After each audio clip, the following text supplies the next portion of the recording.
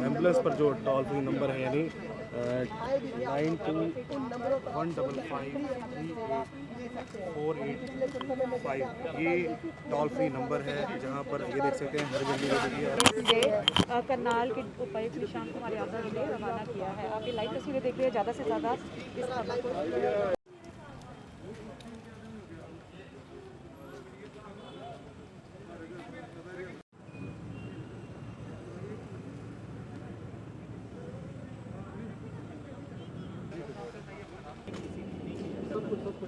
कोई है हाँ वो इसको रन कैसे करोगे यहाँ पर ड्राइवर्स हैं, नंबर सारे दिए मैं 24/7 जिस टाइम भी होगा उसी टाइम अवेलेबल रहेगा।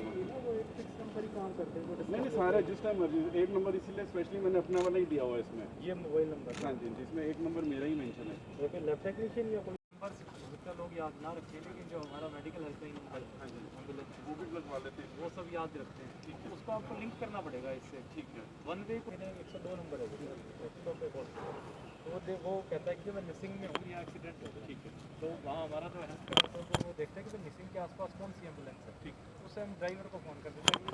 तस्वीरें देते हैं हरियाणा तो ठीक है। कूलर में दूसरे को क्या था तो मेरे कमरे में कूलर का, मैं कूलर के नीचे बैठा क्या हाल है।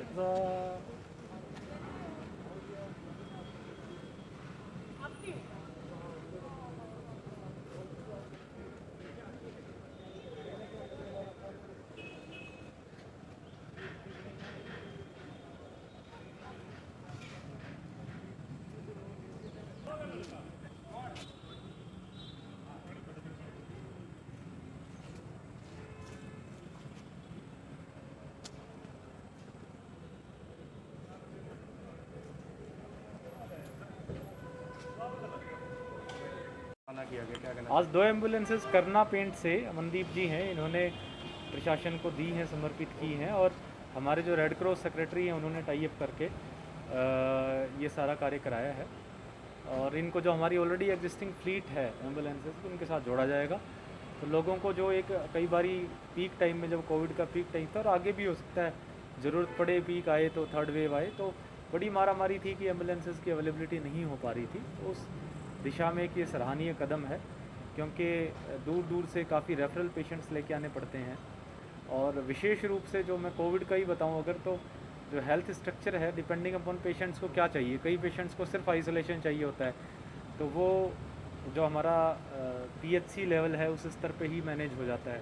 कईयों को ऑक्सीजन चाहिए होती है तो उसको फिर CHC लेके आना पड़ता है मरीज़ को, और CHC से भी अगर कोई सीरियस हो गया तो फिर उसको ज़िले में कल्पना चावला में लेके आना पड़ेगा। तो ये ट्रांसपोर्टेशन के लिए, समय बचाने के लिए जितने ज़्यादा एम्बुलेंसेज हमारे पास होंगी उतना फ़ायदेमंद है।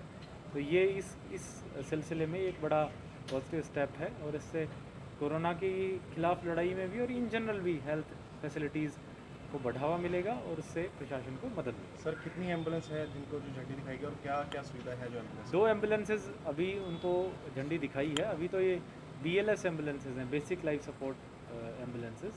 लेकिन मुझे बताया गया है कि इनमें इनको जो है कुछ बेसिक नेसेसिटी जो इक्विपमेंट्स हैं वो लगा करके ALS में कन्वर्ट भी किया जा सकता है, और उसमें बाकायदा वो भी इनकी तरफ से किया जाएगा। तो अगर वेंटिलेटर वगैरह, बाकी सिरिंज पंप, बाकी और जितनी भी मशीन है वो लगा दी जाएँ तो इनको ALS एम्बुलेंसेज में भी कन्वर्ट किया जा सकता है।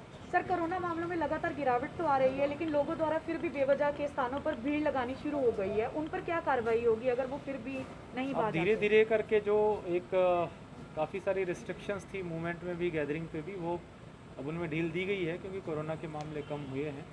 लेकिन इसका मतलब ये बिल्कुल नहीं है कि हम बिल्कुल केयर फ्री हो जाएं या लापरवाही करने लगें, क्योंकि दोबारा से अदरवाइज़ मामले बढ़ सकते हैं। तो भीड़ ना लगाएं, ये तो सबका जो है दायित्व बनता है, सामाजिक जिम्मेदारी है कोरोना तो सबकी। और अगर कोई डेलिबरेटली इस तरह की चीज़ें करता है तो उसके खिलाफ हम प्रशासन कार्रवाई भी कर सकते हैं। अनाप शनाप रेट लिते ने एम्बूलेंसेस ਦੇ ਉਹਨੂੰ ਵੇਖਦੇ ਹੋਏ ਫਿਰ ਸਾਡੇ ਦਿਮਾਗ 'ਚ ਆਇਆ ਕਿ ਵੀ ਸਾਨੂੰ ਕੰਮ ਕਰਨਾ ਚਾਹੀਦਾ ਹੈ, ਲੋਕਾਂ ਦੀ ਸੇਵਾ ਕਰਨੀ ਚਾਹੀਦੀ ਹੈਗੀ ਹੈ। ਤੇ ਉਹ ਸੋਚਦੇ ਹੋਏ ਫਿਰ ਅਸੀਂ ਇਹ 2 ਐਂਬੂਲੈਂਸਸ ਸਟਾਰਟ ਕੀਤੀਆਂ ਨੇ। ਹੌਲੀ ਹੌਲੀ ਅਗਰ ਅਸੀਂ ਹੋਈਆਂ ਤੇ ਅਸੀਂ ਹੋਰ ਵੀ ਇਹਦੇ 'ਚ ਐਡ ऑन करांगे। सर किन लोगों के है जो ये सुविधा मिलेगी? क्योंकि सबको, किसी को भी जो भी होगा, किसी से कोई चार्जेस नहीं है, बिल्कुल फ्री ऑफ कॉस्ट है। जो भी आएगा उसको मिलेगा। दी गई है वो कैसे संपर्क कर सकते हैं? 24/7 नंबर है, जब मर्जी कॉल करोगे उसी टाइम आपको। क्या संपर्क है बता सकते हैं? मोबाइल नंबर हैं सारे, इस पे 3 मोबाइल नंबर दिए हुए हैं, एक मैंने अपना दिया हुआ है, बाकी एक हमारे HR का है और एक ड्राइवर का है।